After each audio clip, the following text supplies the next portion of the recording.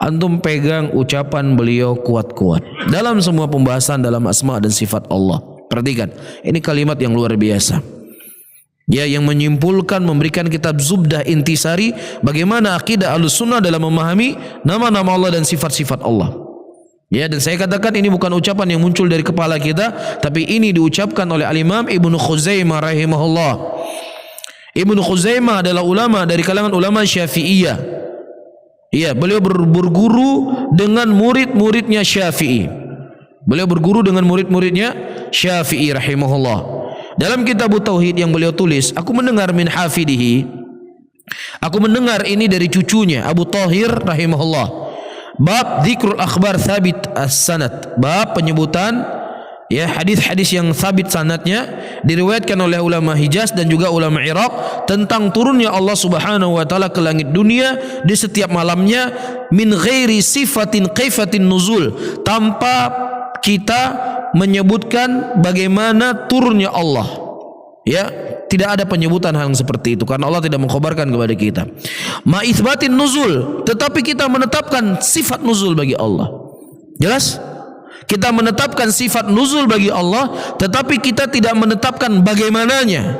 Karena kita itu majhul buat kita bagaimananya. Fanashhadu, perhatikan. Fanashhadu syahadata muqir bilisani, dan kita menyaksikan ya dengan apa yang telah terucap di lisannya, musaddiqun biqalbihi, ya, dan juga dibenarkan dalam hatinya, dan juga kita yakin dengan apa yang dikhabarkan dari sifat-sifat nuzul yang dikhabarkan oleh Nabi sallallahu alaihi wasallam min ghairi an nasif kaifiyah, tanpa kita mensifati bagaimananya. Karena Nabi kita Muhammad sallallahu alaihi wasallam tidak mensifati kepada kita bagaimana turunnya Allah Subhanahu wa taala ke langit dunia.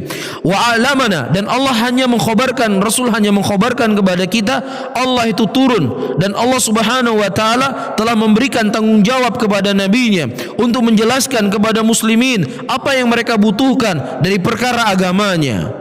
Nah, ketika Rasulullah menyebutkan Allah Subhanahu wa taala turun ke langit dunia, Rasulullah tidak menjelaskan kepada kita bagaimana turun, berarti titik sampai di situ. Dan Allah telah menjadikan Rasul untuk menjelaskan apa yang dibutuhkan oleh manusia. Tetapi karena memang menyebutkan tentang bagaimananya, Rasul itu tidak kita butuhkan, tidak dikhabarkan oleh Rasul. Bisa difahami? Fanahnu musaddiquna bima fi hadhil akhbar, dan kami membenarkan seluruh apa yang dikhabarkan oleh Nabi sallallahu alaihi wasallam tentang sifat nuzul ghairul mutakallifin, tanpa kita harus membebani diri di sana malam, di sini siang. Kalau turun di sana, bagaimana dengan di sini? Ini namanya takalluf. Takalluf ini namanya. Iya. Dan ini tidak ada di benak-benak para sahabat Nabi sallallahu alaihi wasallam karena mereka memiliki fitrah. Nah, kenapa orang-orang hari ini suka memain-mainkan akalnya? Karena akalnya sudah tidak fitrah lagi. Sudah tidak suci lagi. Sudah banyak masuk ilmu filsafat, sudah masuk ilmu kalam. Ketika dia mendengar hadis Rasulullah, Allah turun ke langit dunia di sepertiga malam, langsung main akalnya. Nanti kalau di Amerika malam, di sini siang. Nanti kalau Amerika siang, di sini malam. Ini namanya ilmu kalam, ilmu filsafat. Ente itu nggak semangat sahabat dalam beragama. Ente itu nggak semangat, nggak sepenasaran dan secinta para sahabat tentang ilmu. Ketika Rasulullah mengkhabarkan tentang sifat ini di dalam hadis-hadisnya, tidak ada satupun para sahabat bertanya, ya Rasulullah, di Mekah sekarang siang, nanti di sana malam, bagaimana begini dan begini? Nggak pernah ditanya oleh para sahabat karena hati mereka suci. Hati mereka apa? Suci, tidak dikotori dengan kotoran-kotoran filsafat dan ilmu kalam. Begitu juga ketika Allah menurunkan tentang sifat istiwa, Rasul mengkhabarkan tentang istiwanya Allah, para sahabat enggak bertanya. Ya, enggak bertanya di mana Allah sebelum diciptakan ini dan itu, enggak ditanya. Bisa difahami? Makanya Imam Malik berkata, siapa yang bertanya tentang masalah ini, maka dia telah berbuat kebidahan. Karena nggak pernah ditanya oleh para sahabat. Dalam keadaan sahabat Rasulullah orang yang paling semangat untuk mengetahui apa yang dilakukan oleh Nabi. Ya, di antaranya seperti yang saya sebutkan sering, ketika Rasulullah bertakbir, Allahu Akbar, sakata hani'atan, beliau diam sejenak, baru beliau baca Al-Fatihah. Selesai sholat langsung datang, ya Rasulullah, tadi setelah engkau bertakbir engkau diam sejenak, apa yang engkau baca ya Rasulullah? Ditanya. Kenapa dalam masalah ini tidak mereka tanyakan? Nah, kalau mereka tidak tanyakan, sudah kita jangan tanya. Faham di sini? waqafu haitsu, ya kita berhenti di mana mereka berhenti. Kita berjalan di mana mereka berjalan. Titik sudah. Ya, tidak perlu kita mainkan akal kita ini begini, ini begini, ini begini. Sebagaimana disebutkan oleh Syekh rahimahullah.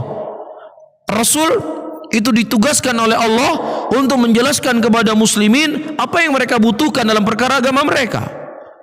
Dan Rasul tidak menjelaskan kepada kita kecuali hanya mengkhabarkan Allah itu turun. Dan kita membenarkan seluruh apa yang datang dari Rasulullah sallallahu alaihi wasallam tanpa kita membebani diri kita. Linuzul bisifatin kaifiyah, turunnya Allah dengan kaifiyah. Tidaklah orang mereka mentakwil sesuatu kecuali dia kaifiyahkan dulu. Kalau makhluk itu turun dari sebuah tempat, maka tempat itu akan kosong, maka tempat itu akan semakin membesar darinya. Ini kan dikaifiyahkan. Kemudian dia kaifiyahkan kepada Allah. Oh, nggak mungkin Allah punya sifat seperti ini. Akhirnya apa? Dia ta'til sifat nuzul.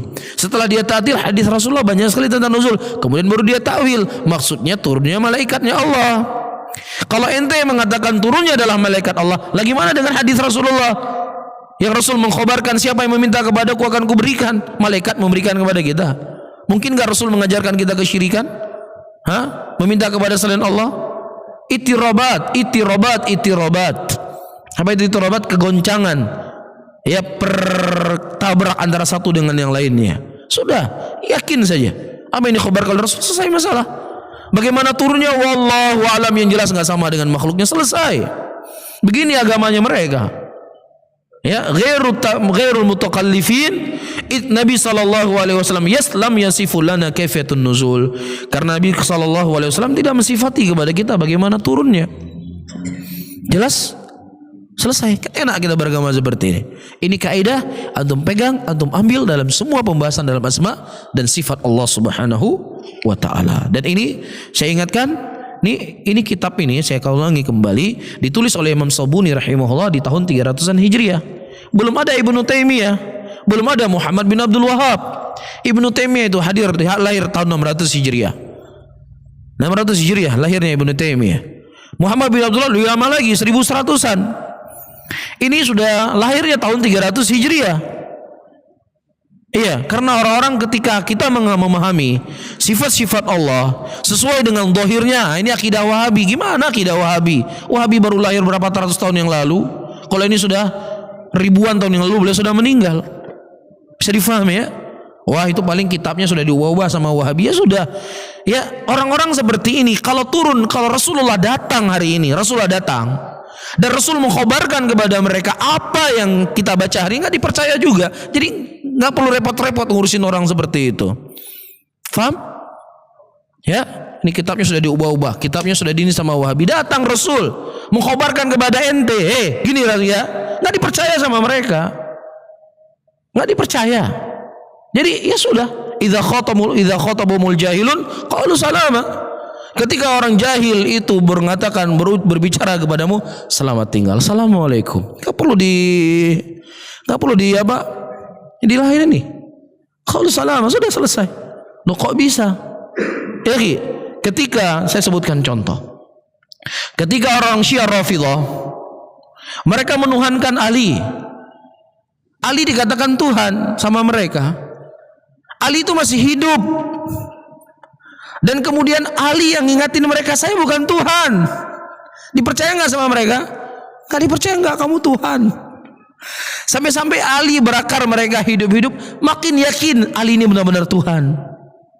Ya sudah, kita dibakar oleh Tuhan kita sebagai bentuk ketaatan kita kepadanya. Sudah, jelas ya. Kecuali mereka mengatakan Ali sebagai Tuhan, datang orang selain Ali mengatakan Ali bukan Tuhan. Ada kemungkinan nggak percaya, wajar. Ini Ali dituhankan, Ali masih hidup, Ali yang katakan sama mereka, saya bukan Tuhan. Dibakar mereka hidup, makin yakin. Jadi difahami? Jadi nggak ada jaminan. Hadis yang kita baca hari ini didengar langsung dari Nabi SAW, mereka akan percaya. Nggak ada jaminan. Tidak ada jaminan. Ini semua adalah hawa. Ini semua adalah pengikut hawa nafsu. Jadi hati-hati. Terimalah apa yang datang dari Nabi Muhammad sallallahu alaihi wasallam. Mungkin ini bisa saya sampaikan. Insyaallah kita sambung pada pertemuan yang akan datang pada pembahasan bab yang lainnya.